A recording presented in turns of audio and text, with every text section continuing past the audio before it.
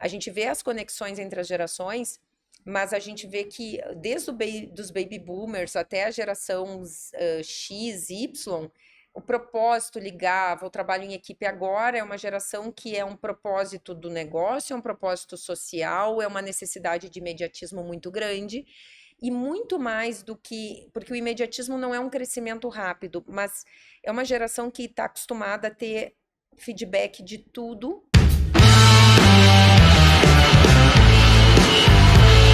Olá, vencedores! Sejam muito bem-vindos a mais um episódio do podcast Arte de Vencer. Eu sou o Cláudio Gonçalves, seja muito bem-vindo ao canal. Se você é novo aqui no canal, se inscreva, deixe o seu like, compartilhe esse conteúdo e deixe também seu comentário. Antes de apresentar a nossa convidada, que é uma pessoa super especial, eu quero agradecer os nossos patrocinadores, o Espaço da Audição, uma empresa de aparelhos auditivos, com presença em todo o território nacional, com centenas de unidades, com os melhores profissionais, as melhores tecnologias, aparelhos à prova d'água, aparelhos com conceitos super elevados de inteligência artificial, tudo o melhor para você e para a sua saúde auditiva. Então agende um horário no Espaço da Audição, que você vai encontrar os melhores aparelhos com os melhores preços e condições especiais. E também quero agradecer à agência Brunt Ciative, uma agência de comunicação e marketing, que tem um trabalho espetacular. Se você é um pequeno, médio ou grande empresário, faça o marketing da sua empresa com a Brunt Assessoria. Um abraço para a Vanessa, para a Lua e muito obrigado aí pelo apoio ao nosso canal.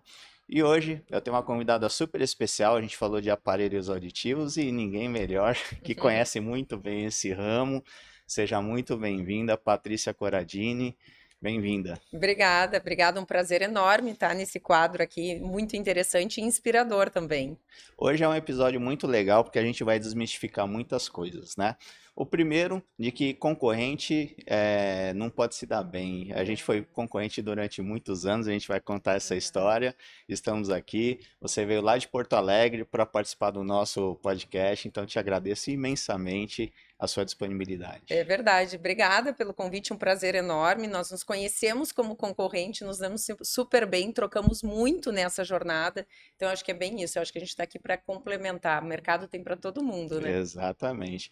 Mas eu sou um grande fã do seu trabalho, vi você construir toda a sua trajetória, acho uma história muito inspiradora para todos os profissionais, principalmente da área de saúde, que tem muitos empreendedores e às vezes apanham um pouquinho, então é sempre muito legal trazer uma história como a sua.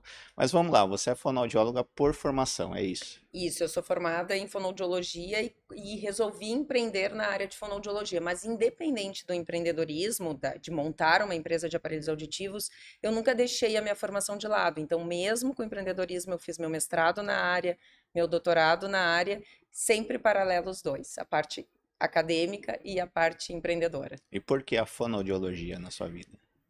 Se eu disser que foi muito por acaso, eu não sabia, estava saindo do colégio naquela época e eu queria algo da área da saúde, mas não queria medicina. E aí fiz um teste vocacional e apareceu fisioterapia, fonoaudiologia, eu gostei porque tinha área de comunicação. E quando eu entrei na faculdade, eu achava que ia trabalhar com reabilitação. Conforme eu fui aprendendo, eu vi que eu gostava de reabilitação, mas eu, por um perfil comportamental, eu gosto de coisas mais rápidas, de resultados mais rápidos. E dependendo da área, o tratamento é muito prolongado. E a reabilitação auditiva era a parte de tratamento com resultados mais rápidos, quando bem empregados. E aí, naquele momento, o mercado já estava estabelecido, eu tinha 23 anos na época, quando eu me formei, e eram só vendedores que vendiam aparelhos, a fonoaudiologia não participava tanto, só fazia os exames. E aí eu decidi, então, tentar empreender nessa área, mas com um conceito um pouco diferente. Naquela época a gente via, até porque as tecnologias eram diferentes, a gente via muita gente comprar aparelho auditivo e não usar. Exato. Então, essa era a primeira preocupação, como fonoaudióloga, como que eu ia empreender numa área de comércio, também não tinha uma formação vendedora, e a garantir a satisfação dos pacientes com um histórico que não era tão bom. E aí a gente criou todo um conceito de adaptação antes da compra, e aí depois o paciente comprava. Então tudo meio que nasceu interligado aí, mas foi por acaso que eu caí na fonoaudiologia. Enquanto você estava na fonoaudiologia, Já te passava pela cabeça abrir o seu próprio consultório, seu próprio negócio, ou não? É uma coisa que despertou só depois de formada? Não, por incrível que pareça, eu sempre gostei de estudar, tanto que eu saí da faculdade e já fui direto para a Universidade Federal do Rio Grande do Sul tentar uma vaga no mestrado. E consegui. Eu sou mestre em Ciências Médicas Pediatria e sou doutora em Ciências pela USP aqui em São Paulo. E eu sempre quis levar a cadeira acadêmica. Só que eu entrei no mestrado, comecei a estudar, mas eu tinha que pagar minhas contas. E o meu pai, ele é um empreendedor. Meu pai não fez nem ensino médio. Ele veio de uma realidade de 8 irmãos, precisou empreender na vida e a minha mãe era professora. Então eu tinha a referência dos estudos com a minha mãe, que tinha que estudar tudo, e do meu pai, aquela coisa de você precisa pagar as suas contas. Eu paguei sua faculdade, mas agora é o seu Agora é momento. contigo, né? E aí, então, foi quando eu comecei a olhar o mercado, trabalhei em algumas clínicas com diagnóstico, mas vi essa oportunidade. E a escolha do lugar onde eu empreendi foi, eu olhei o estado do Rio Grande do Sul, olhei onde tinha menos concorrentes e que geograficamente era ok para mim, e aí decidi montar lá. E foi um grande sucesso. Afinal de contas, foi uma trajetória de quantos anos? Foram 20 anos no total. E nesses 20 anos a empresa 20 anos, passou. assim, 19, vamos dizer que eu fiquei à frente mesmo. E durante todo esse processo, muita coisa aconteceu. A Muito. empresa virou até internacional, né, na América Latina, com presença na América É. Latina. É muito legal. Então vamos contar um pouquinho essa história. Então você começou lá em Porto Alegre mesmo, Comecei em Pelotas, no interior, Pelotas. porque Porto Alegre já tinha muitos players. E aí comecei em Pelotas com esse conceito. Aí quando me perguntam assim, Patrícia, por que que você acha que a Comunicare, que era a empresa que eu fundei, deu certo? Eu acho que ela tinha uma coisa que eu falo muito nas minhas consultorias. Ela tinha um propósito muito claro, que era reabilitar a audição dos pacientes. A venda sempre foi uma consequência. Como a gente tinha um propósito muito claro e a gente estava muito preocupado com o sucesso no processo da reabilitação, a gente começou a divulgar isso, tanto para os profissionais da área da saúde, para que nos recomendassem, quanto para colegas fonoaudiólogos. E no primeiro ano, eu comecei a ligar para um monte de colega. Olha que legal esse trabalho que a gente está fazendo, os pacientes estão bem adaptados, eles experimentam o aparelho antes, que naquela época a tecnologia a gente não conseguia ajustar e deixar o paciente Exato. bem na hora. Hoje é totalmente diferente, é outra era, vamos dizer assim. E aí eu comecei a trazer muitas fonoaudiólogas para esse conceito para trabalhar conosco. Então, já de início, a Comunicare ela nasceu com loja própria, já na calçada, nunca foi em salas comerciais, e com uma rede de fonoaudiólogos parceiros, que nos seus próprios consultórios tinham o mesmo conceito, o mesmo propósito e vendiam os nossos aparelhos. Esse conceito deu tão certo que um ano depois a gente foi para Porto Alegre, capital, e a gente começou a como que aparecer no mercado. Mas na época eu tinha 24 anos, eu tinha uma sócia de 25 anos, de 24 naquela época também, só que a gente começou a aparecer e houve uma mudança de marcas no mercado, que a Siemens tinha um revendedor, depois veio perder o seu revendedor, ela veio atuar no Brasil e eles nos procuraram naquele momento, a gente tinha 2 lojas, para a gente trabalhar com a marca deles. E nisso, eu acho que eu sempre fui um pouco audaciosa, eu negociei uma exclusividade territorial no Rio Grande do Sul. E a gente conseguiu essa exclusividade, e a gente tinha uma meta para cumprir. Só que a nossa meta de 5 anos nós cumprimos em 2. E aí eles nos deram mais espaço no Brasil para começar a expandir. E nesse meio tempo a minha sócia decidiu que não queria uma empresa grande, que queria uma vida mais tranquila. E o meu marido trabalhava e morava em São Paulo, ele era executivo de multinacional. Então a gente comprou a parte da minha sócia, o meu marido veio trabalhar comigo, então eu tinha toda a parte técnica e ele tinha muita expertise de multinacional. E em 2010, a gente fundou a Comunicare em 2004, em 2010 a gente expandiu fora do Rio Grande do Sul, começando com o Rio de Janeiro, que foi o espaço que abriu assim. E aí de lá foi crescendo, até que a gente tomou uma proporção que a companhia depois de uns anos, eu acho que em 2016, eles pediram para comprar parte da nossa empresa, porque a gente já estava com várias lojas, então o risco e todos os contratos de exclusividade tinham um risco deles perderem o mercado. Então eles compraram 20%. Com isso abriu muito mercado, porque eles já eram nossos Sem sócios, dúvida. mas a gente tinha total comando da empresa. E aí, um ano depois, eles pediram para comprar mais 40% para poder reconhecer internacionalmente nossos números. Isso foi em 2018. Tava super bem, a gente tinha 40%, a multinacional tinha 60%. Foi aí que eu decidi fazer meu doutorado aqui em São Paulo, porque eu já viajava muito para São Paulo, tinha loja aqui. Nesse momento a gente ainda não estava no Nordeste, mas estávamos de São Paulo para baixo.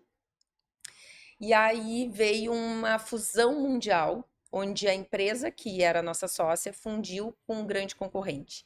E tinha que se tomar a decisão o que se faria nos países. E aí, para mim, em termos de desafio de gestão, foi muito grande, porque a gente apresentou o que nós faríamos com essa fusão dessas duas marcas no Brasil, e eles decidiram que sim, eu ficaria no controle, então, da parte de varejo do Brasil. O outro CEO da outra marca foi desligado, e da noite para o dia me entregaram uma empresa, um varejo brasileiro, que antes era meu concorrente, virou dentro do meu guarda-chuva, e aí aquele processo todo de conseguir conquistar a confiança desses colaboradores todos, porque numa fusão tá claro que a empresa não quer que 1 mais 1 seja 1,5, tem que ser Exato. 2 ou 2,5 Ou e mais. ou mais. Então a gente tinha uma preocupação muito grande, tanto com as pessoas, mas também em entregar o resultado para a empresa. E aí em 2019, com essa decisão, nós vendemos 100% da companhia para esse fundo internacional, e eu fiquei como CEO aqui do varejo do Brasil, fiz toda a fusão. E aí, posteriormente, eu assumi uma função, além de CEO do Brasil, eu fiquei como responsável pela expansão na América Latina. E aí, a gente internacionalizou a marca pela primeira vez para o Chile. Levamos a Comunicar para o Chile, com todo o conceito de trabalho, imagem, tudo, que foi um grande marco, porque uma empresa que eu criei lá no interior do Rio Grande do Sul, chegar no Chile, por exemplo, e no último ano que eu já estava ali como CEO e responsável pela expansão, nós criamos um modelo inovador no México, onde lá no México são lojas de departamento, e lá a regulação é diferente. A gente tem fonoaudiólogos remotos que fazem avaliação remota dentro das lojas de departamento, porque lá não tem muitos profissionais. Então a Comunicare chegou no México também. Então, quando eu saí da empresa, a Comunicare estava no Brasil, no Chile e no México já. Então foi uma trajetória rápida, se a gente for pensar, para sair Muito do rápido. zero Sem dúvida. até a internacionalização, mas com inúmeros desafios, seja de gestão, mas também uma coisa que eu acho que as dificuldades elas um pouco se repetem, e quando a gente aprende com as nossas falhas, os nossos erros, porque a gente muito erra, e a gente procura evoluir em cima disso, os novos processos acabam sendo mais fáceis. Porque, por exemplo, quando a gente teve a fusão, precisamos integrar toda uma empresa dentro da Comunicare. Depois nós compramos uma rede de varejo no Nordeste. Teve três fatores complicadores lá. Primeiro, um modelo de gestão que tinha que se enquadrar uma multinacional. Depois, a fusão de duas grandes marcas que tinham características totalmente distintas uma da outra. Exatamente. E dentro da mesma loja. Exato. E a terceira é uma questão com essa expansão também na região norte e nordeste, que também tem uma questão cultural Cultural. ali, né? Acaba tendo um choque cultural. É. Então foram muitos desafios em pouco tempo. Em pouco tempo. Vou dizer que foram intensos, mas foi muito gratificante, assim, porque no final das contas, às vezes as pessoas me perguntam assim, o que que te movia, por que que ficou? Porque eu fiquei, mesmo depois de vender, eu fiquei um tempo. Veio a pandemia, depois eu fiquei mais um tempo.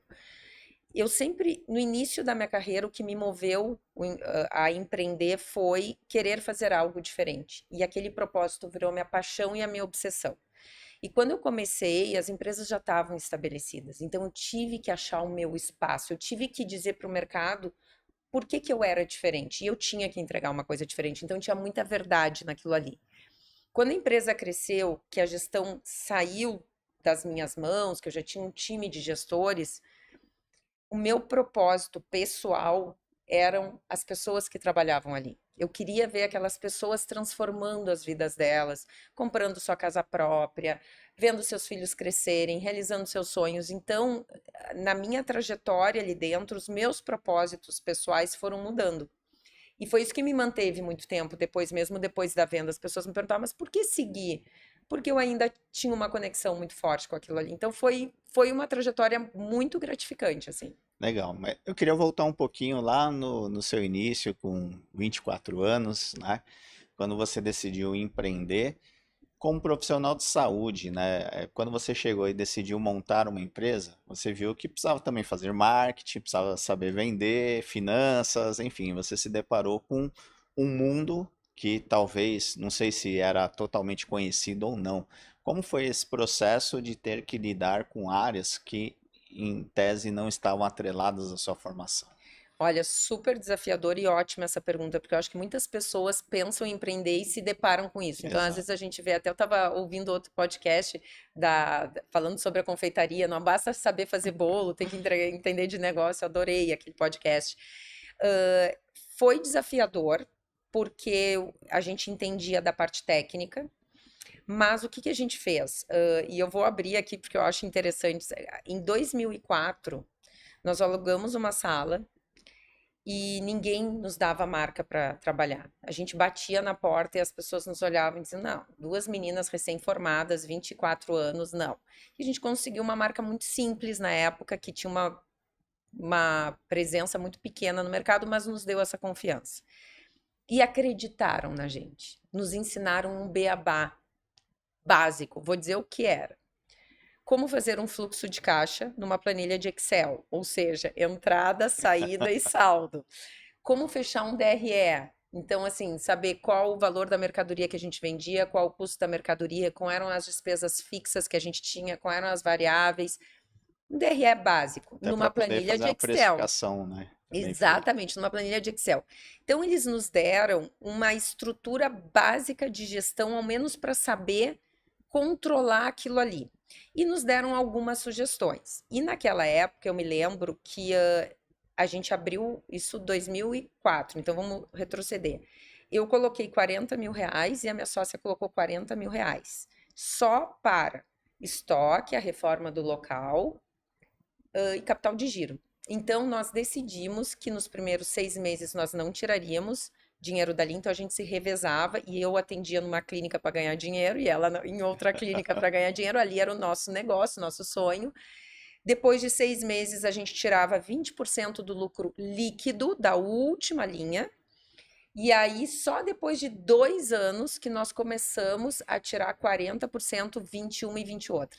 É que E normalmente é o ponto de equilíbrio das empresas. Os 2 anos são os mais difíceis, né? são os mais difíceis porque a gente precisa ser conhecido, precisa investir mais em marketing, até a gente conhecer a engrenagem, mercado, tudo. Então, foi uma decisão acertada e eu acho que isso é uma reflexão importante, porque às vezes as pessoas querem empreender para sair ganhando dinheiro. Ninguém empreende e sai ganhando dinheiro. O negócio precisa crescer, ele precisa ser sustentável e depois a gente ganha o dinheiro. Então, as pessoas às vezes gastam absurdos em reforma e não pensam no capital de giro que vão precisar nos primeiros meses.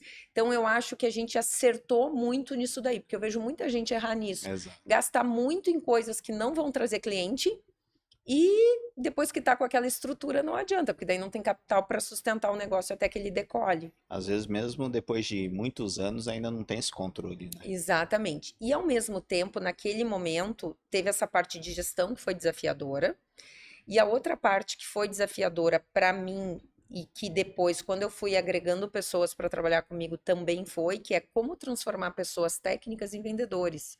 Porque a gente usava fonoaudiólogos para fazer a venda dos aparelhos. E eles eram pessoas técnicas que eram ensinados a nem cobrar quase. A gente na fonoaudiologia não aprende a cobrar nem pelo serviço. Exato. Imagina vender um produto. Então, aquele processo de aprender a vender por trás de um propósito e não uma venda por venda foi um pouco doloroso no início, mas a forma como eu aprendi me ajudou a ensinar as pessoas que depois vieram a fazer parte da empresa também. A base do seu trabalho sempre foi a qualificação, né? Sempre, sempre, muito treinamento. A ponto que durante 5, 6 anos eu era responsável pelo treinamento, eu fazia visitação de mercado, tudo, mas eu ainda treinava, porque eu era muito crica com a qualidade do atendimento. E quando eu passei a não fazer mais treinamento, a gente nem era uma empresa tão grande, mas eu já tinha um setor de treinamento, que era responsável por ensinar, e eu sempre acreditei muito, e isso eu acho que é um pouco meu, e depois eu me aperfeiçoei. A partir de 2010 comecei a estudar comportamento humano e perfis comportamentais, mas eu sempre gostei de, na entrevista, sentir a pessoa, se ela tinha conexão com os nossos valores, com o nosso propósito. E quando eu sentia que tinha, mesmo que essa pessoa não tivesse capacidade técnica, a gente ensinava. E eu tive muitos casos de sucesso e grandes talentos que foram descobertos ali dentro, através da capacitação. Então, quando eu saí da capacitação, em seguida, acho que a gente tinha 5 lojas e eu já tinha uma pessoa exclusiva de treinamento, porque para mim aquilo sempre foi base. Mas, ao mesmo tempo, que eu acho legal de falar sobre a transformação do mundo, e eu acho que hoje está muito mais é, rápida. Quando a gente começou, os aparelhos auditivos eram muito simples, então era normal a gente ter que fazer inúmeros ajustes para as pessoas ficarem bem adaptadas. E um dos segredos da nossa empresa é que as pessoas experimentavam o produto antes de comprar. Uhum. O que aconteceu com o decorrer? Nunca mais me esqueço o choque que foi para mim, depois de 12 anos de empresa, que eu comecei a perceber dentro dos indicadores que a conversão de venda estava diminuindo. E a gente sempre fez pesquisa de satisfação com o cliente, e inclusive os clientes que testavam conosco e não compravam. E era a regra, tinha que testar e não podia vender imediato, se o cliente quisesse. O que a gente percebeu na pesquisa com os clientes que testavam e não compravam naquele momento, depois de 12 anos de empresa, onde a gente tinha uma verdade que tinha que testar para depois comprar. Os clientes diziam assim: adoramos o atendimento, melhor atendimento, mas é muito complexo, porque eu tenho que testar para depois comprar. Então o mercado chegou e me disse assim: o que vocês querem não funciona mais. É porque houve a evolução tecnológica que Não fez fazia com mais que o resultado sentido. fosse mais imediato também. Mas por que eu trago isso? Para ver como a gente falha.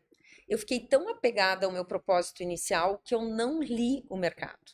E quando que eu li? Quando minha conversão de venda caiu, então eu estava botando mais cliente para dentro para seguir crescendo as vendas, porém a conversão estava caindo, então tinha uma coisa errada.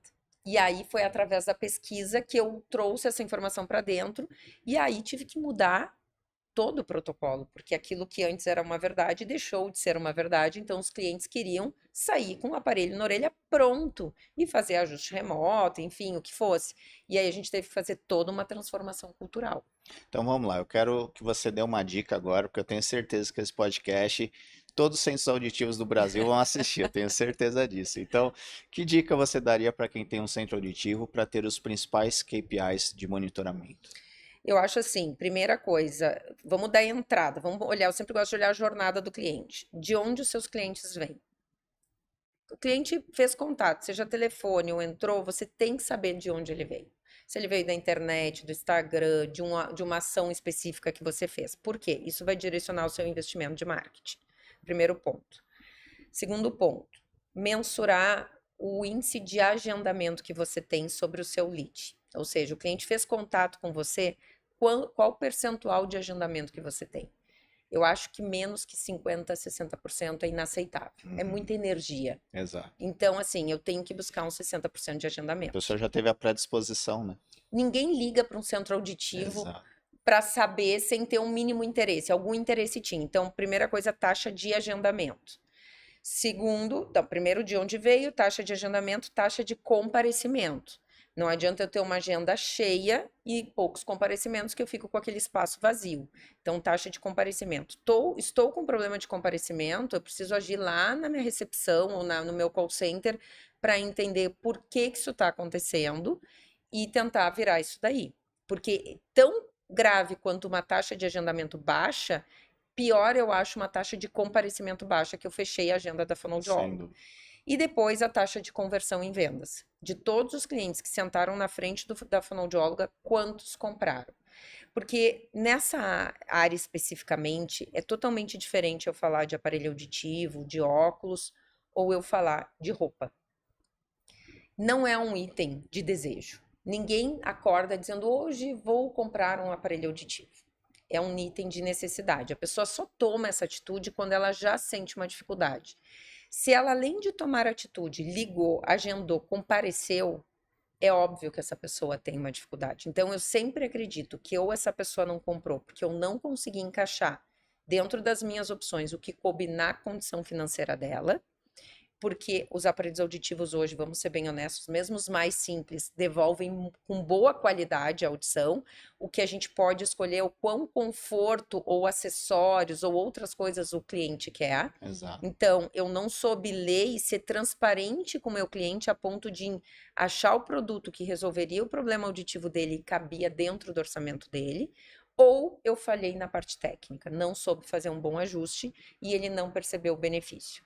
Então, eu acho que são indicadores que, se a gente mensurar, a gente sabe onde gastar energia. Por quê?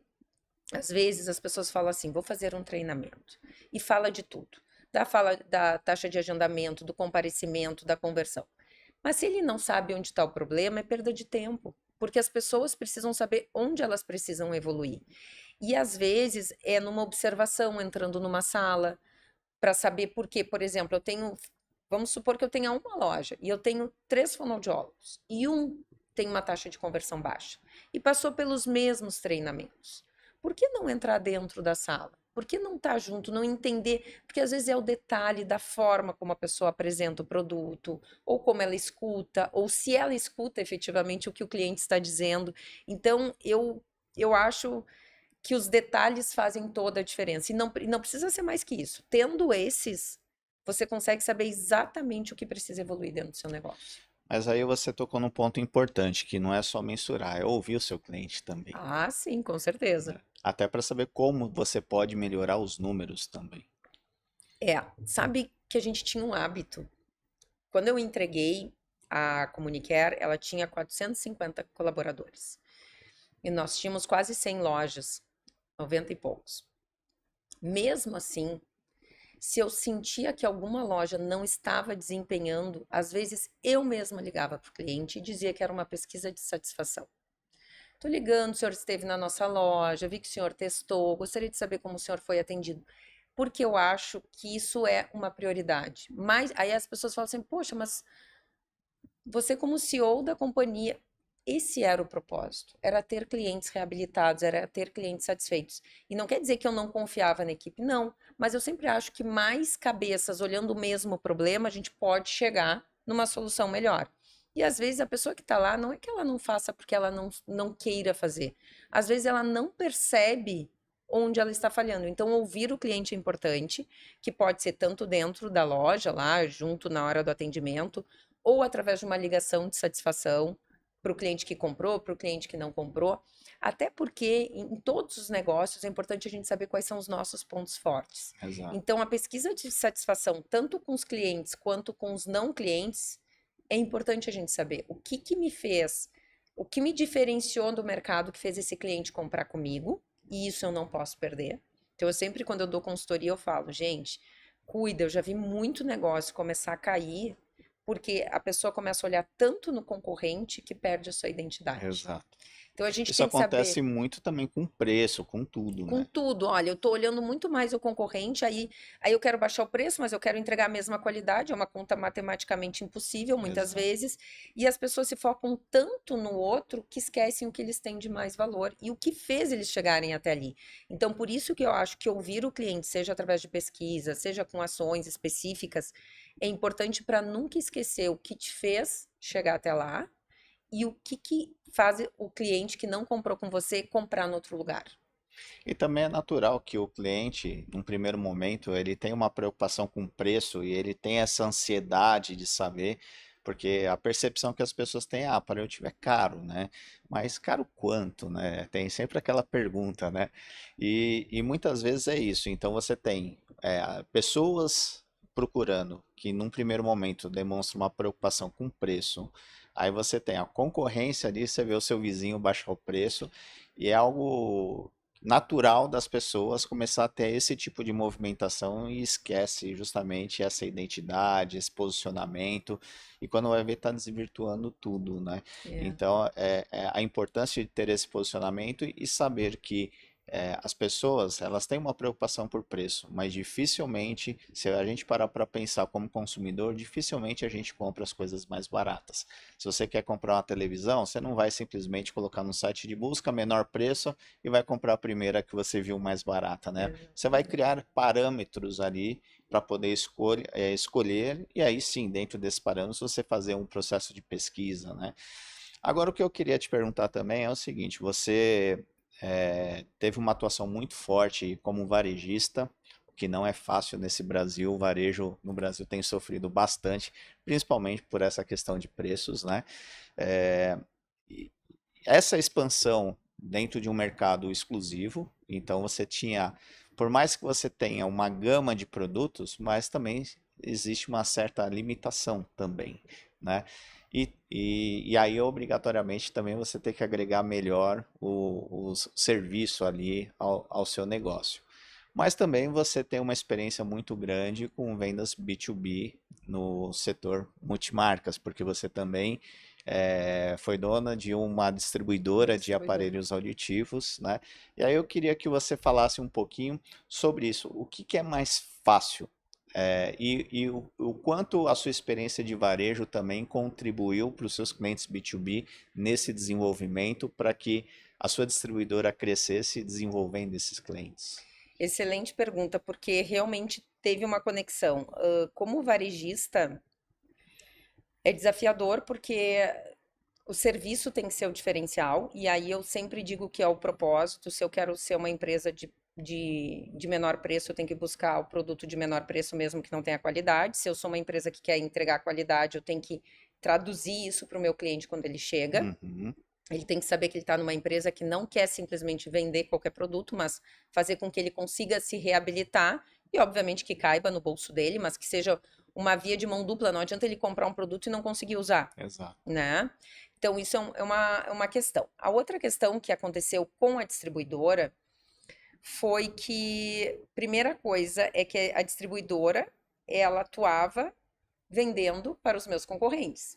Então, isso foi a primeira coisa, assim, que o mercado às vezes pensava, meu Deus, como que é isso? Ela tem um varejo e ela vende para os concorrentes produtos muito semelhantes, muito semelhantes. Na verdade, Cláudio, eu acho que o grande diferencial da distribuidora foi fazer quase que uma consultoria com os nossos clientes, entender o porquê que eles queriam vender aparelho auditivo ou instigar eles a vender e mostrar o quanto eles poderiam ter sucesso com aquilo ali, desde que eles encontrassem o propósito deles dentro do mercado deles, organizassem as contas. Então, tudo aquilo que eu vivi lá no meu passado, porque na nossa distribuidora, a gente tinha muitos fonoaudiólogos que nunca tinham tido seu próprio negócio.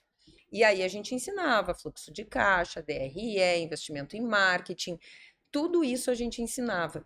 Ao mesmo tempo, eu sei que muitas pessoas se espelhavam na minha história de varejista, mas eu nunca tive medo de ensinar, de dividir o meu conhecimento, porque eu sempre acreditei que tinha espaço para todo mundo no mercado. Exato. Eu E compartilho eu dessa e eu informação. lembro assim, ó, de situações muito interessantes que eu vivi.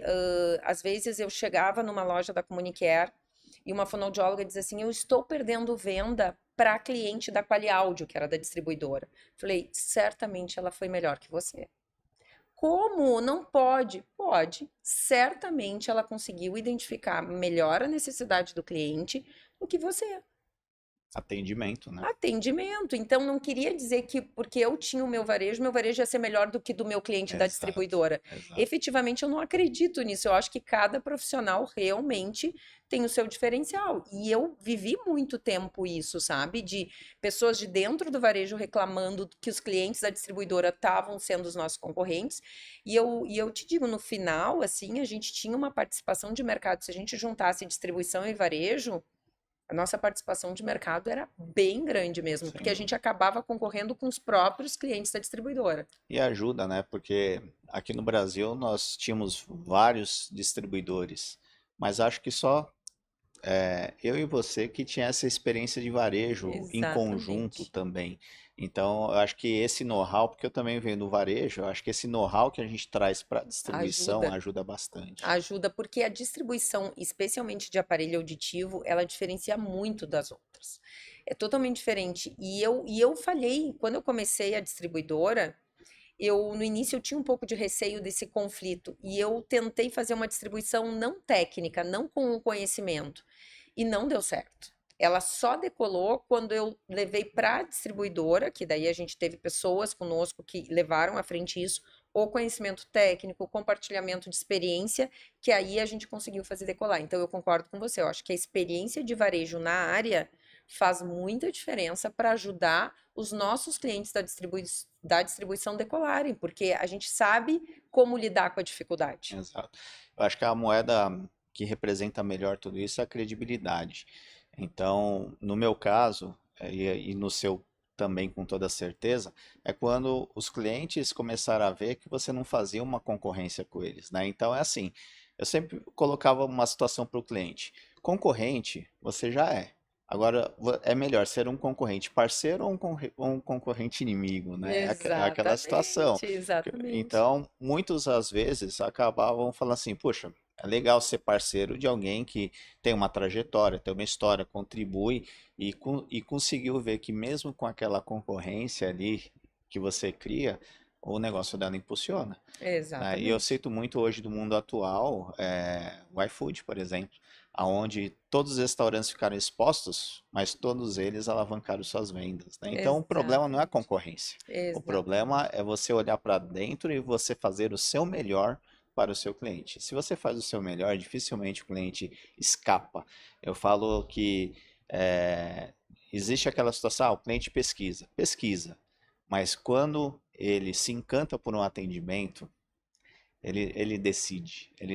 E não importa, o preço não que ele não é fundamental, mas ele perde a sua força no poder de decisão quando ele está diante de um profissional que passa toda a credibilidade, confiança, a ponto de falar assim, puxa, é isso, né? E tem uma questão, eu tive experiência, como a gente chegava muito no interior também, eu abri lojas em lugares que não tinha concorrência. E abrir lojas em lugares que tinha concorrência. E é muito mais fácil onde tem concorrência, porque já existe mercado ativo, as pessoas já buscam aquele produto. Exato. Entrar inicialmente com pouca concorrência ou com pouco conhecimento daquele produto que você vende é trabalho dobrado, porque você tem que informar o cliente que aquele produto pode ajudar a vida dele, enquanto que a concorrência faz parte desse trabalho. Exato. Então, eu vou dizer para você, eu cada vez no final, depois de muitos anos que a gente ia abrir loja, eu perguntava, já tem centro auditivo na cidade? Se tem, a gente vai ter resultado rápido. Se não tem, o payback da loja é bem mais lento, porque eu tenho que criar o conceito de consumo deste produto no mercado e depois eu começar a vender. E se eu tenho a concorrência, eu posso chegar e mostrar o meu diferencial. Então, eu já consigo faturamento mais rápido. E aí, dentro desse plano de expansão, eu acho que você se deparou com alguns desafios muito grandes. Que o primeiro eu acho que foi a questão de descentralizar tarefas. Que quando a gente tem o próprio negócio, a gente já está acostumado a tomar a frente, ir lá fazer, uma hora você não dá mais conta. E aí você tem que começar a delegar isso para as pessoas. Eu queria que você falasse um pouquinho sobre isso e também sobre, num processo de expansão, você muitas vezes você não consegue ter uma padronização, né, da qualidade do atendimento dentro daquela filosofia, até porque você passa a ter profissionais com experiências diferenciadas, lojas com profissionais mais experientes, outros mais em informação, e aí você tem a questão da própria educação, né? Então você hoje o profissional que se forma hoje, ele tem um pouquinho mais de dificuldade do que alguns anos atrás também. Então eu queria que você falasse um pouquinho sobre esses desafios que eu tenho De certeza expansão. que para quem tem um propósito tão forte eram coisas assim que às vezes tiravam o seu sono. Ah, com certeza, com certeza. Eu acho que a primeira coisa, e eu sempre falo isso, decidir expandir é uma decisão estratégica. Então, porque a gente pode, e eu compartilho aqui com vocês que quando o meu negócio era pequeno, vamos lá, até 5, 6 lojas, eu tinha uma boa rentabilidade. Aí eu decidi que a gente ia ter uma loja, eu ia ter uma rede. Até eu ser grande o suficiente, não sobrava dinheiro. É, Não sobrava. Então é uma sensação do tipo, estou crescendo, estou trabalhando muito mais e eu ainda não estou conseguindo ter a rentabilidade que eu tinha quando o negócio era menor. Tudo bem que eu tinha escala, que o volume era maior, mas riscos são maiores, capital de giro é maior. Então tem tudo isso. E a necessidade da descentralização. Então, eu sempre digo: se você quer expandir o seu negócio, esteja preparado para esses desafios.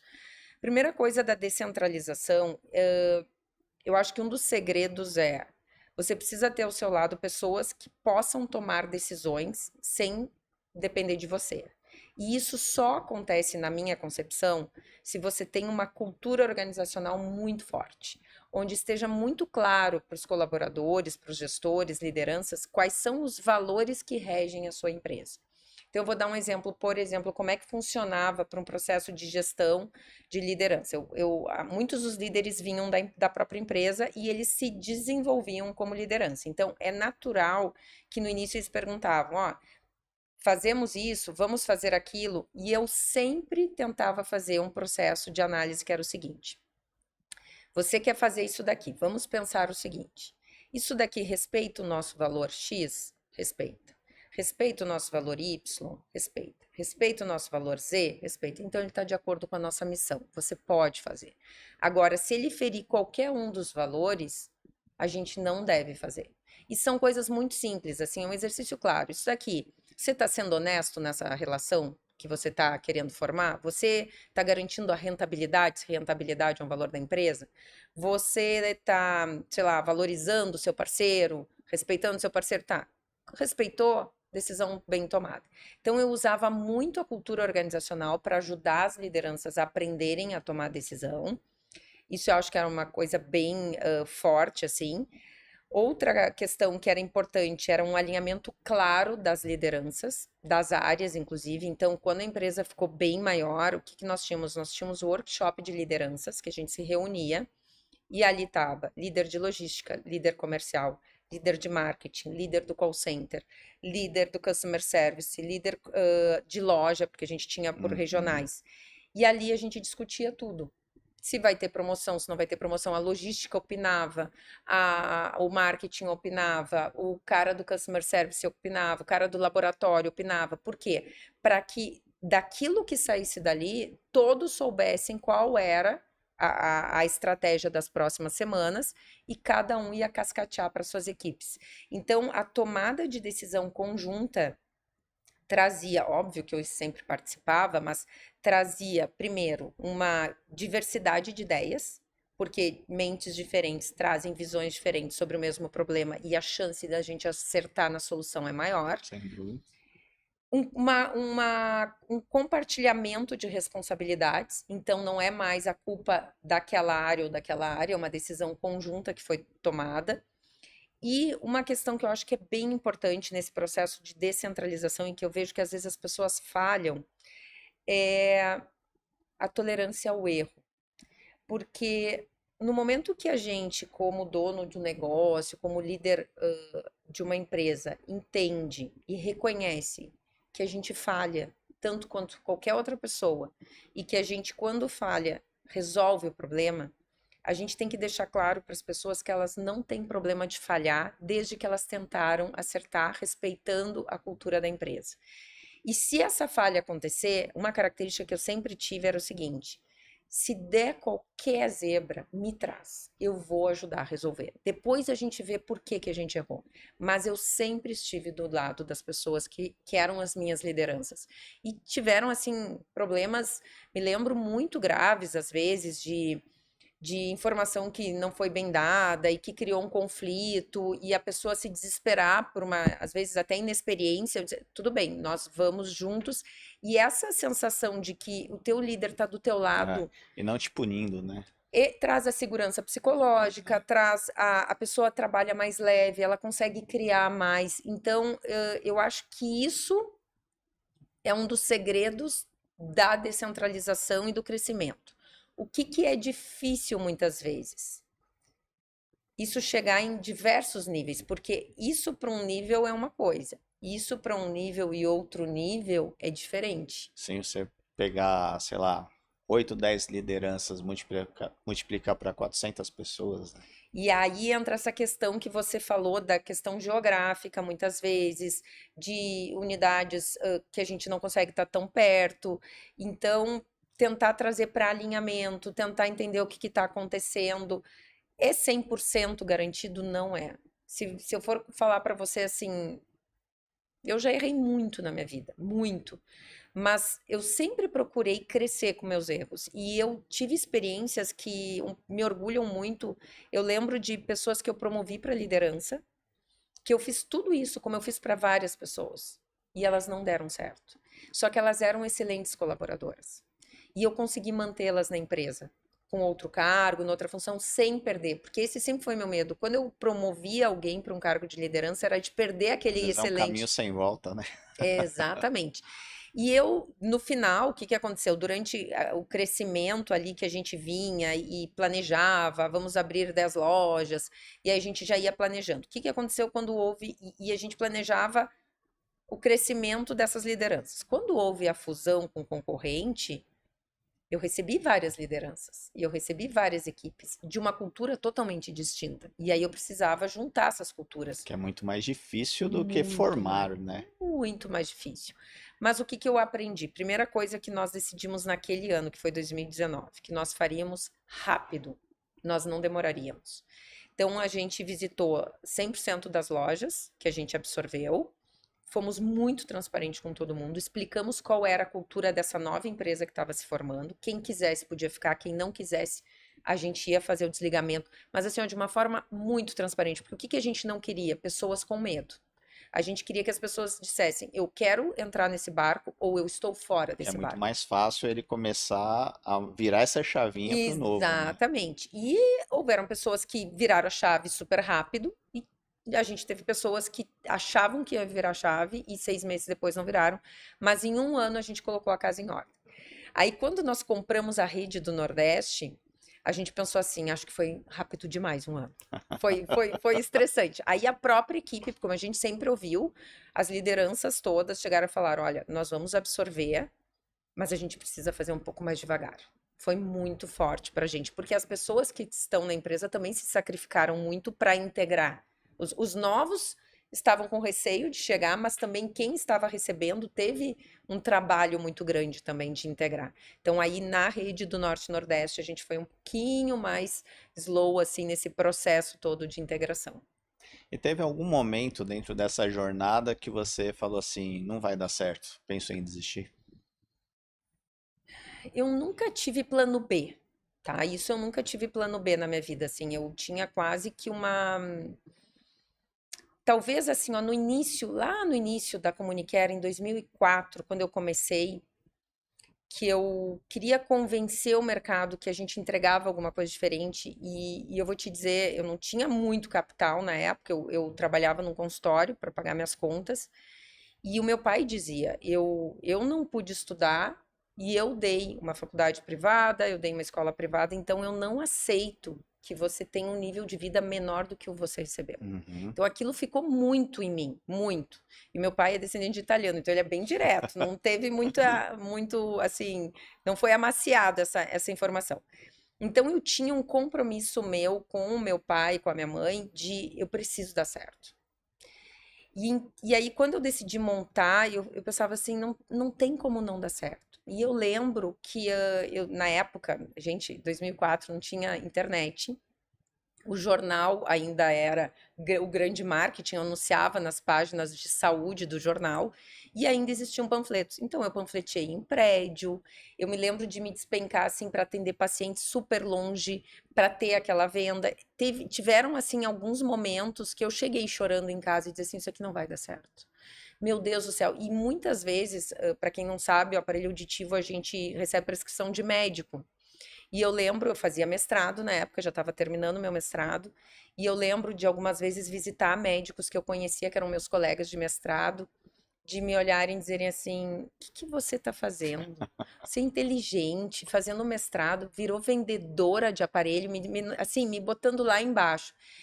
Eu me lembro que na época eu sempre fui muito orgulhosa, eu falei, é o meu negócio, eu acredito no meu propósito. Mas muitas vezes saí chorando. Por dentro, né? Saí chorando e aí botava para fora e dizia, não, mas eu vou provar que eu sou capaz.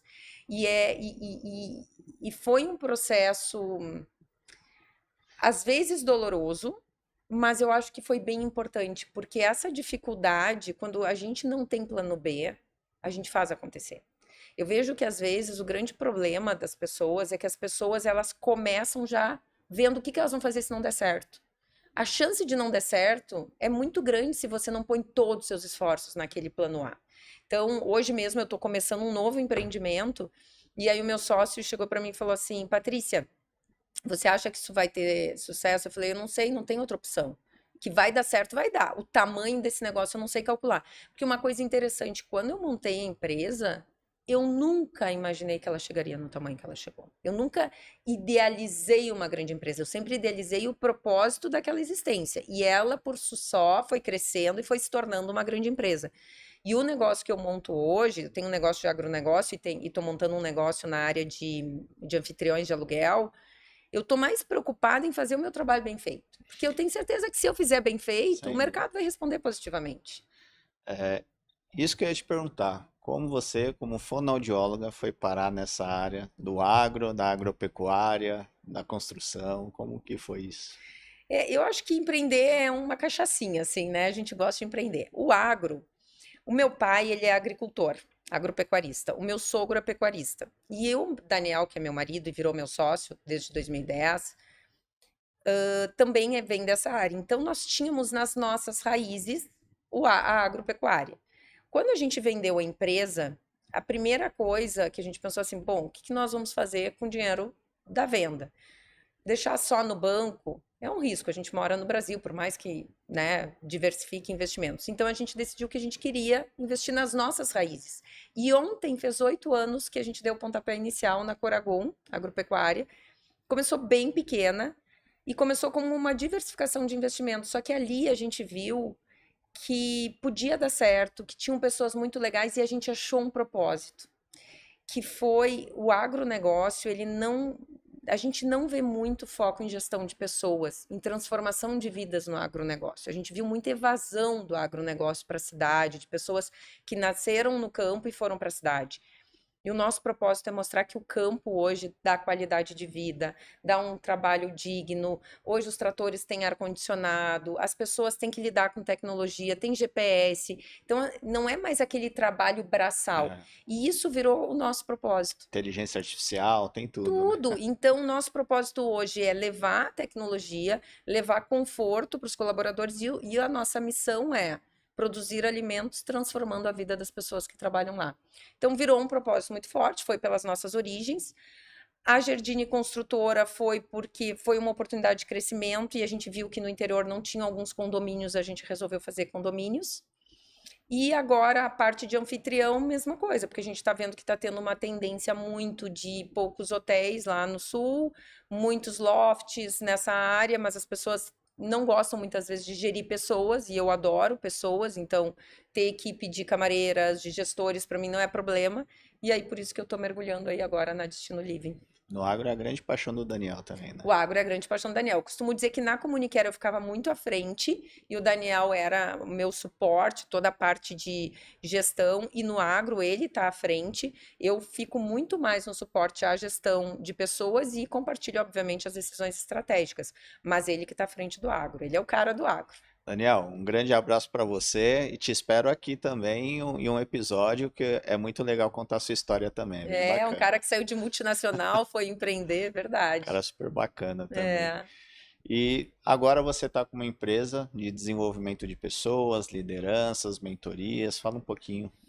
Na verdade, o que que aconteceu? Eu saí e tinha esses empreendimentos e as pessoas me buscavam muito para pedir conselho. Então, hoje ela é uma empresa que eu dou palestras, especialmente falando sobre os conflitos geracionais hoje, porque quando eu comecei a fazer consultoria, que foi muito mais pela uma demanda do mercado, eu comecei a me deparar com essas dificuldades dentro das empresas. dificuldade de integração dos jovens nas estruturas atuais e uma resistência das empresas também nisso daí. E eu acho que é um mundo novo, porque é a primeira geração que está chegando no mercado de trabalho, que nasceu na era digital, então é uma geração que foi educada digitalmente, que aprendeu conceitos diferentes e que tem comportamentos distintos. E isso está demandando para as empresas também um processo de integração e aculturamento muito diferente do que a gente tinha nas gerações anteriores. A gente vê as conexões entre as gerações, mas a gente vê que desde dos baby boomers até a geração X, Y, o propósito ligava, o trabalho em equipe agora é uma geração que é um propósito do negócio, é um propósito social, é uma necessidade de imediatismo muito grande e muito mais do que... Porque o imediatismo não é um crescimento rápido, mas é uma geração que está acostumada a ter feedback de tudo e informação de tudo o tempo todo. Porque foi criado assim, né? Nesse Foi mundo criado, eles digital. postam uma foto e alguém diz, você tá horrorosa. Tudo certo. Tanto que é uma geração que dá feedback para eles e receber feedback é muito natural. Muito mais que para gerações anteriores. Porém, ao mesmo tempo, é uma geração que se ela entra numa empresa e ninguém diz para ela se ela tá indo bem ou mal, ela simplesmente desliga. Ah, eu acho que eu sou dispensável aqui porque parece que eu sou invisível. O que para as nossas gerações era natural, para essa geração não é. Então, nessa área de consultoria, eu acabo ajudando um pouco nisso daí. Também estou me deparando, vendo que as empresas que estão conseguindo integrar esses jovens estão conseguindo acelerar muito mais seus crescimentos, porque eles estão usando o que eles estão trazendo e tentando fazer essa integração. E o segredo que eu vejo é não tentar encaixar esses jovens no que existe aqui e nem tentar transformar isso daqui para os jovens, mas fazer assim, o que eu consigo tirar de vantagem daqui e o que eu preciso jogar daqui para lá, mas não tentar encaixar um no outro. E tá como faz isso? Ouvindo. Comunicação. Comunicação, Mas comunicação a transparência gente sabe que é um dos grandes problemas de toda empresa, de toda a empresa. principalmente na era atual dos home office, dos modelos híbridos, tanto que muitas empresas até têm retornado o trabalho presencial porque viu que pegou muito forte a questão da comunicação. É. Então, eu acho que hoje é um grande desafio, sem dúvida nenhuma. Nós temos grandes empresas que têm culturas muito enraizadas, com lideranças que sempre. O Brasil sempre teve uma carência de liderança, eu acho que agora ficou um pouquinho mais evidente isso também. Tanto é que há muitos anos já se via pesquisas de rotatividade muito atribuído a lideranças também. Mas ao mesmo tempo a gente está passando, todas essas gerações passaram por transformações, mas eu acho que a gente está agora na maior transformação de gerações que a gente já viu da história, né? E sabe o que é interessante? Porque a gente fala assim, comunicação sempre foi o grande gargalo, é um desafio atualmente, e ao mesmo tempo essa geração se comunica de uma maneira muito diferente da nossa. E a nossa, que eu falo assim, eu tenho 45 anos, eu sou uma geração X, por exemplo. E essa geração, ela é uma geração que ela quer informação, mas ela também muitas vezes não sabe se comunicar no ambiente corporativo. Então, é a geração que eu sempre digo, o óbvio tem que ser dito. Então, assim, ó, você não manda uma mensagem perguntando TDB para a pessoa, você pergunta se está tudo bem. Você tem que introduzir. Então, coisas que antes a gente não precisava ensinar, hoje a gente precisa ensinar. Ao mesmo tempo, essa geração está fazendo a gente perceber, porque a transformação digital foi tão grande, que essa geração está fazendo a gente perceber que nós ainda temos nas nossas empresas processos que a inteligência artificial faz e que eles não vão fazer. Eles não vão aceitar esse tipo de trabalho. E aí eu trago aqui eu falei outro dia numa palestra, eu estava num evento do agro e tinha uma menina de 20 e poucos anos e ela me explicando que ela era responsável por um negócio de qualidade, de padrão e tal, que ela também cuidava das notas da empresa que ela trabalhava. E eu perguntei para ela como que ela fazia para dar conta de tudo, porque ela é meio analista de BI, assim. Ela falou, não, o que que acontece? Todas as informações de nota e tal, a inteligência artificial faz para mim. Eu falei, como? Não, eu ensinei ela, eu largo os PDFs lá, ela busca os dados, eu recebo o relatório e eu só tomo decisão. Uhum. Então, a gente, se fosse contratado uma função dessa, a gente ia ficar digitando a nota. Sem dúvida. E a gente perder 3 dias digitando a nota para no outro dia analisar enquanto a inteligência artificial trabalha para ela e ela traz a expertise dela e a inteligência dela em cima dos dados.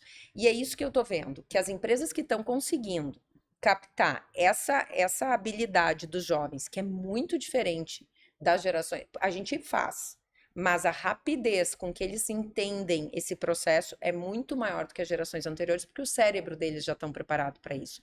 Nós temos um cérebro muito mais processual do que eles. Eles conseguem fazer várias coisas e enxergar o resultado final. A gente fica muito preocupado no meio disso tudo.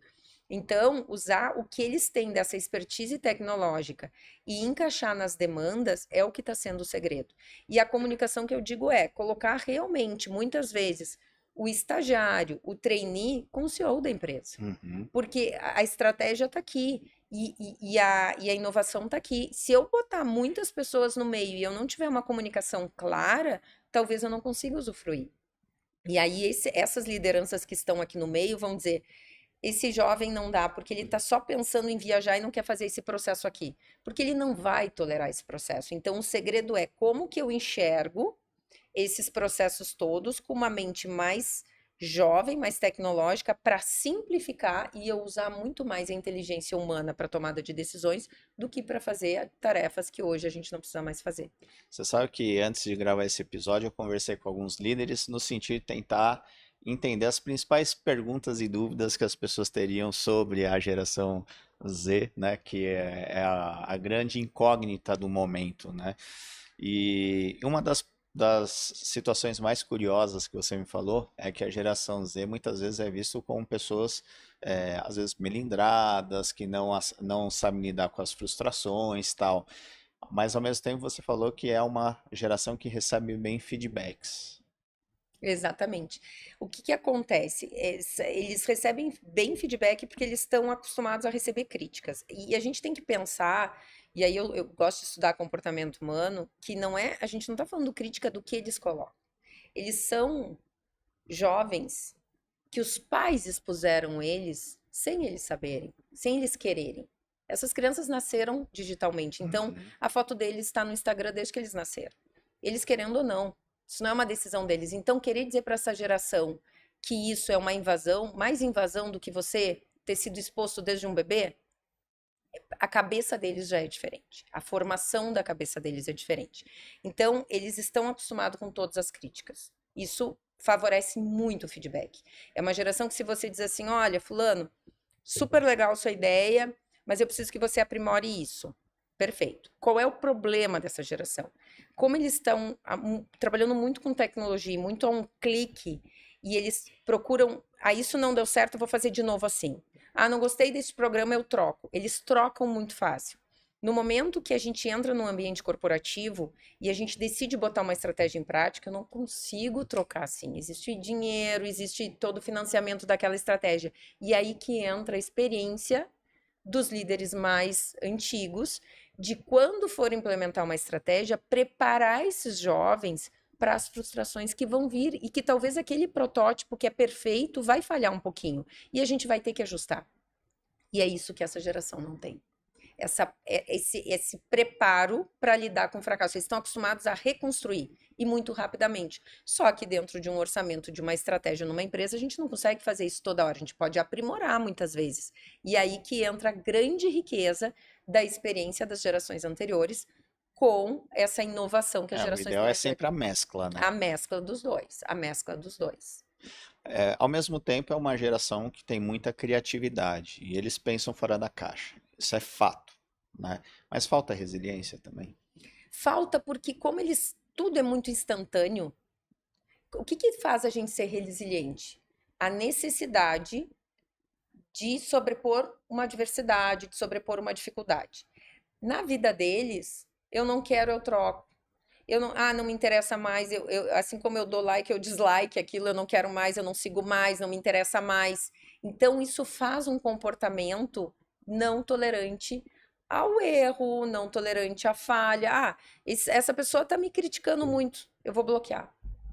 Eles têm o mundo, e tem outra questão, a gente tem mais claro que é um relacionamento virtual de um relacionamento presencial, real. Para eles é tudo muito misturado. É. Muito misturado. E aí, assim como eles cortam relações e bloqueiam pessoas, eles acham que isso também pode ser feito no ambiente corporativo. E a gente sabe que não é assim. Então, é quase que. E na escola funciona assim: eles vão frequentar a sala de aula. Agora veio essa legislação para proibição de celulares, mas como era um pátio com celular? Todos de cabeça baixa, muitas vezes falando com a pessoa do lado, eles conviviam na mesma sala de aula, uns eles bloqueavam, outros eles se relacionavam. A vida é assim. Então agora eles entram no ambiente de trabalho com essa vivência anterior. E aí, muitas vezes, pela primeira vez, um jovem de 22, 23 anos vai ter que tolerar a pessoa que ele não gosta do outro lado todo dia e aceitar os defeitos e as questões dessa outra pessoa, porque ela vai conviver no ambiente de trabalho, por mais que ele goste ou não, que virtualmente eles podem simplesmente. Até porque ele troca, troca, troca e sempre vai se deparar com esse problema e uma hora ele vai ter E que aí que eu acho aceitar que o é mundo como ele é a também, né? grande questão vai ser a gente conseguir conectar essa rapidez, essa agilidade, esse pensamento fora da caixa, que nada mais é que ser um pensamento digital, que vai direto para o resultado final mesmo, eles buscam o resultado final, com questões comportamentais necessárias numa sociedade, que eu acho que é a grande dificuldade que a gente vai viver. Mas eu acredito que os líderes que olharem com cuidado para isso e que estiverem abertos, não existe receita de bolo, mas que estiverem abertos a ouvir, a aceitar, a ensinar e ensinar o óbvio, não só a parte técnica, porque também tem isso. Por exemplo, eu quando eu estava ainda na Comunicare, nos últimos anos, ninguém tem paciência mais para receber treinamento. Eles até fazem, a gente criou gamificações de conteúdo para que eles fizessem por conta É, própria. E depois a gente avaliava, porque ninguém mais quer receber treinamento. exatamente. Lembra quando a gente fazia eventos de Nossa, treinamento de horas? todo mundo queria Todo agora. mundo, agora ninguém quer, todo mundo acha uma perda de tempo. Ah, isso eu vejo um vídeo, isso tem, a gente coloca lá, eles ensinam como fazer, não quero. Mas o conhecimento não fica raso. Eu acho que fica. Se você me perguntar, a minha percepção atual ainda é que fica raso. E aí, o que que acontece? Eu peguei esse conhecimento e isso vai me dar esse resultado. Não deu, opa, eu troco. Nas gerações que tinham aquele aprofundamento, não deu porque eu falhei aqui, então eu vou resolver aqui. Então eles perdem um pouco essa habilidade de soluções de problemas e aperfeiçoamento, porque o conhecimento ficou muito raso. Como é que a gente faz para construir uma estratégia? A gente esgota todas as possibilidades e prevê todos os cenários que pode acontecer. Mas aí é um problema, porque se o conhecimento fica mais raso, usa a tecnologia, a inteligência artificial para operacionalizar o trabalho e só fica com a tomada de decisão, uma tomada de decisão com conhecimento raso, não Mas por pode isso que ser eu um acho que problema. a geração anterior tem um papel fundamental, porque eu acho que ele traz a ideia e essa geração tem o papel de aprofundar e ensinar isso. Olha, essa ideia é sensacional, mas a gente tem que estar preparado para todos os cenários. E para isso nós vamos aprofundar um pouco mais como é que a gente vai chegar nisso daqui. E como fazer uma liderança presente dessa forma no mundo digital, no modelo híbrido, no modelo home? Assim, eu acredito muito no.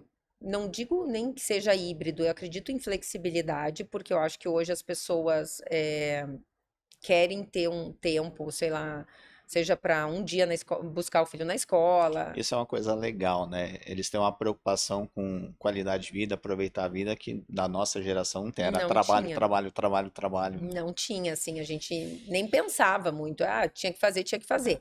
Eu acredito que é necessário esse contato presencial, porque eu acho que muita criação, muita solução acontece com esse contato presencial, mas eu acredito na flexibilidade. Então, por exemplo, quando já me aconteceu de eu ser chamada para ajudar empresas que estão com problemas de contratação, ou que perderam pessoas muito importantes do seu quadro, que foram para um concorrente, nem era para ganhar mais.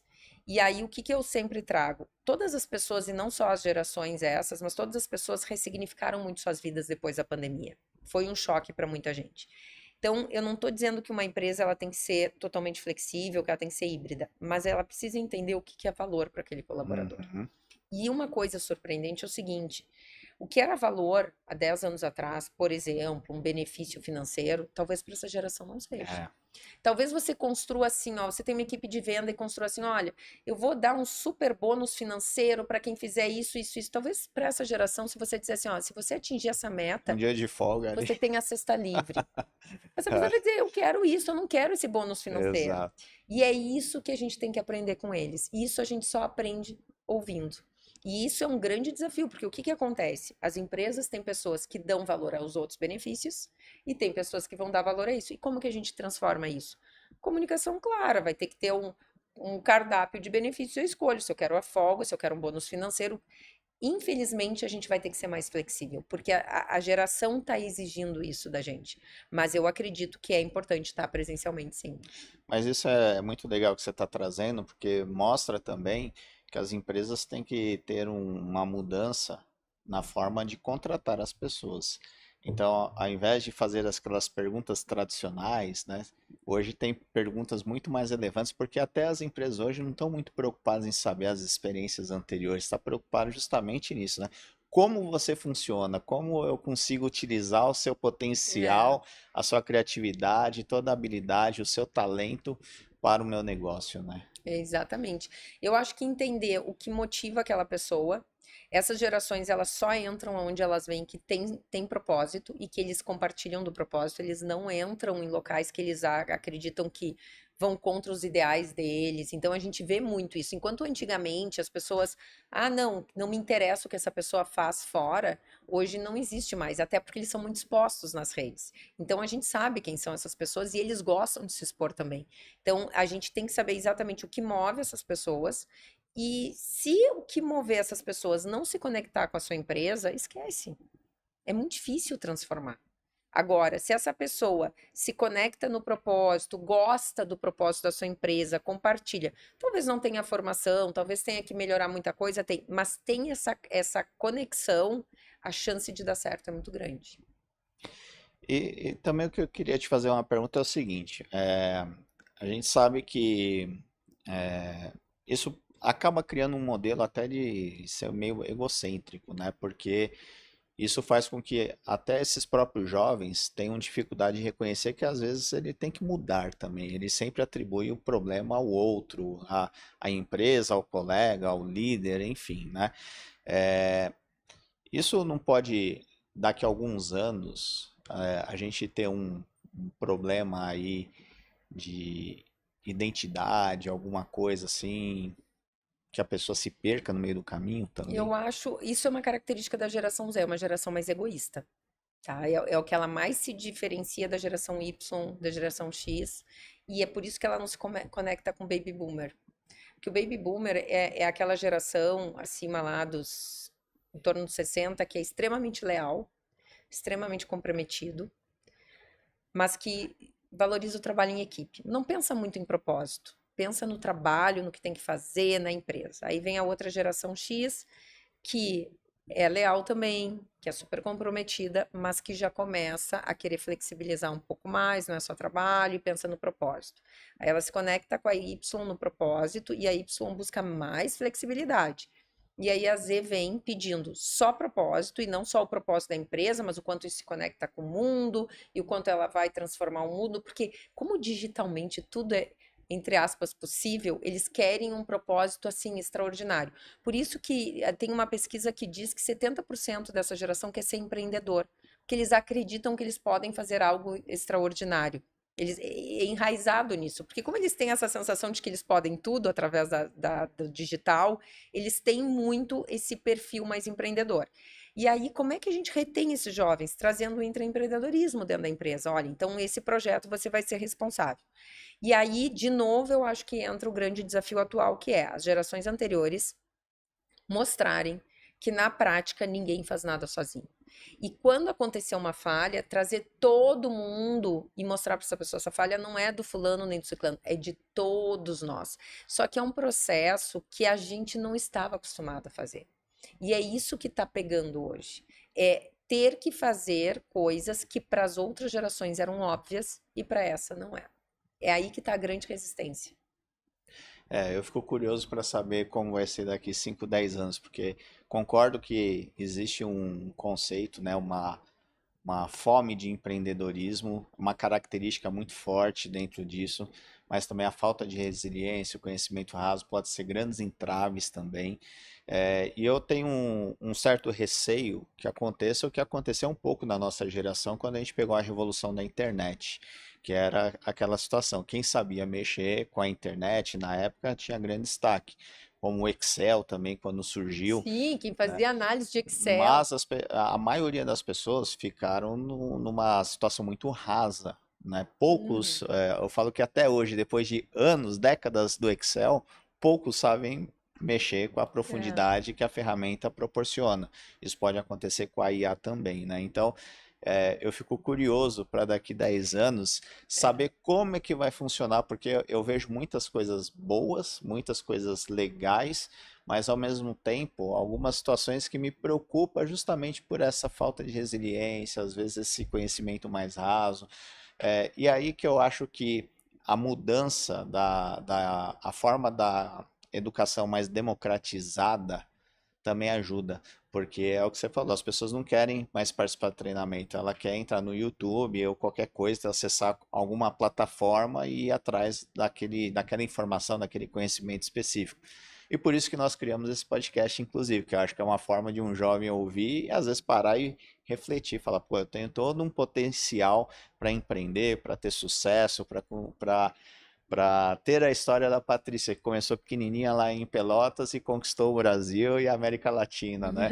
E que a pessoa realmente, eu acho que em alguns momentos ela vai ter que parar e refletir sobre isso e tentar conciliar, falar, opa, eu tenho todo esse potencial, mas eu preciso desenvolver algumas características aqui que vão contribuir para dar uma sustentabilidade a longo prazo, senão fica tudo muito curto com prazo de Concordo, validade. absolutamente concordo. Acho que esse vai ser o grande desafio. A gente não sabe até onde vai, e acho que a inteligência artificial ela te traz agilidade, mas precisa ter análise crítica daquilo que Exato. vem e saber conferir. E eu não sei o quanto essas gerações estão bem preparadas para isso. E tem uma questão que até a gente estava comentando em off, que me preocupa muito, especialmente no Brasil, que é a nossa forma de ensino tradicional, super conteudista, onde os jovens não querem mais saber aquilo ali. Será que é esse o método mesmo? Eu não sei se a gente não vai ter que passar por uma revolução também na forma de Sem ensinar, dúvida para a nenhuma. gente realmente trazer o que que essas cabeças conseguem aprender muito além, ou talvez a gente vai ter que ensinar a ter análise crítica sobre o conteúdo que você consome, não mais passar conteúdos puramente para os jovens. Então, eu também não sei como vai ser o futuro, mas é o que eu digo, é o que está aí e a gente tem que tentar aprender a conviver da melhor maneira. Essa parte da educação é um grande desafio. Eu falo porque eu fiz MBA em inteligência artificial e durante esse período, quando eu terminei o MBA, os conhecimentos que eu tive já estão desatualizados. Então, Uhum. imagina uma graduação que tem um período muito mais longo, quando chegar no final, muita coisa mudou. Porque está Exatamente. tudo muito rápido, essa evolução tecnológica, tudo. Então, É desafiador, é é super bem desafiador. interessante. É. E que dica você daria então para essa geração que quer empreender, quer ter uma trajetória parecida com a sua? Que dica você daria para essas pessoas? Olha, eu daria assim, tenha uma ideia que você seja aficionado nela e acredite muito, muito, muito, muito, porque você vai enfrentar muito mais dificuldade do que facilidade. Procure pessoas experientes para organizar o seu negócio, para olhar dados. Nem tudo é tão fácil quanto parece. E não desista do seu sonho. E não tenha plano B. Tenha os cenários diferentes para as diferentes dificuldades que vão aparecer, mas não tenha plano B. Tenha a sua obsessão pelo seu propósito, que aí eu acho que dá certo. Agora eu queria te fazer uma pergunta. Você, como fonoaudióloga durante todos esses anos, quem você gostaria de ter adaptado um aparelho auditivo, mas você não teve a oportunidade? No Papa, No Papa? talvez no Papa, eu acho. Certamente ele não deve ouvir bem, e eu não tive a oportunidade de adaptar o Papa. Legal. Patrícia, muito obrigado pela sua presença. Foi um bate-papo muito legal.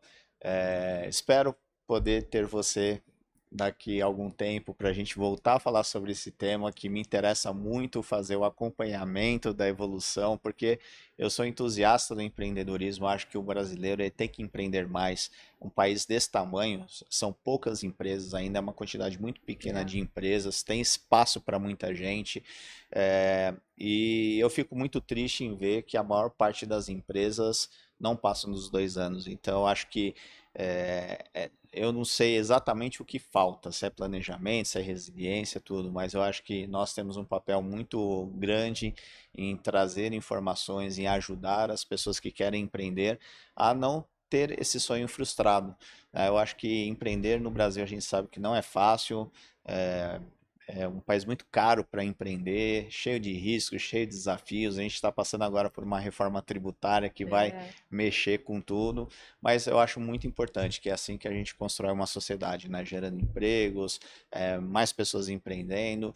E eu quero também te dizer que eu acompanhei de perto sua trajetória, afinal de contas estou nesse segmento aí de aparelhos auditivos, já são 27 anos, vai ser esse ano. Lembro alguns desafios, principalmente essa mudança que você falou, que você vinha trabalhando com uma marca, de repente, puxa, em algum momento agora tem que buscar alguma outra coisa, né? E o Pedro Stern, se ele estiver nos assistindo aqui, ele vai lembrar do que todos ali falaram, não percam a Patrícia, mas perdeu e tá aí o resultado. Mas eu e a Ariane sempre fomos muito fãs do seu trabalho, do Daniel. Eu falo que a concorrência sempre ficou pro lado ali do dia a dia, mas é uma honra ter vocês considero como amigos, né? E a Sim. gente estava sempre junto em eventos e tenho certeza que o Espaço da Audição também conquistou muito mercado, né? Porque tinha você como um desafio para combater e não era fácil. Então eu tinha que ficar pensando em estratégias, tudo. Então eu falo que foi muito bom, né, todo esse processo. Eu aprendi muito com a sua trajetória, com os bate-papos principalmente com o Daniel, que eu acabava conversando mais. Então é uma Sim, honra eu e ter a você Ariane, a gente aqui. trocava figurinha mais técnica, exatamente, exatamente. Mas olha, eu quero agradecer, foi ótimo esse bate-papo, esse podcast é o máximo, porque eu acho que ele traz exatamente isso, ele traz conteúdo prático para pessoas que querem empreender ou que estão passando alguma dificuldade. Eu não sei o que vai ser do futuro dessas gerações, eu estou vivendo o presente, estou tentando ajudar ao máximo. Eu acredito que muitos negócios não vão para frente porque eles acabam começando sem muito planejamento. Então, eu acho que esse tipo de material, essa iniciativa que você tem, ajuda muita gente. Espero, de alguma forma, ajudar, inspirar pessoas também a empreenderem. E para mim foi realmente muito prazeroso, foi ótimo toda essa trajetória. Eu hoje não estou no mercado de aparelhos auditivos, não sei se um dia voltarei, mas se voltarei, estaremos juntos no novo mercado também. Mas nesse momento não, eu tenho um período que eu ainda preciso estar fora e estou focada em outros negócios. Mas foi muito bom relembrar toda essa história e estar aqui com você. Então, muito obrigada pelo convite mesmo. Espero que você volte, porque pessoas como você faz falta dentro do nosso segmento, que tanto ajuda a profissionalizar. A gente está num processo de profissionalização, né, desse segmento e pessoas como você fazem muita falta. Então, Uhum. volte, Vamos por ver, vamos favor. ver. Obrigado, viu? Obrigada.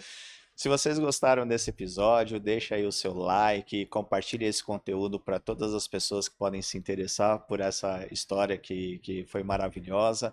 Aproveito para convidar você para se inscrever no canal e deixa aí no comentário, você fonoaudiólogo, gostaria de ver a Patrícia de volta no nosso segmento de aparelhos auditivos? Eu gostaria, e você? Então, muito obrigado a todos e até o próximo episódio do podcast A Arte de Vencer. Até lá.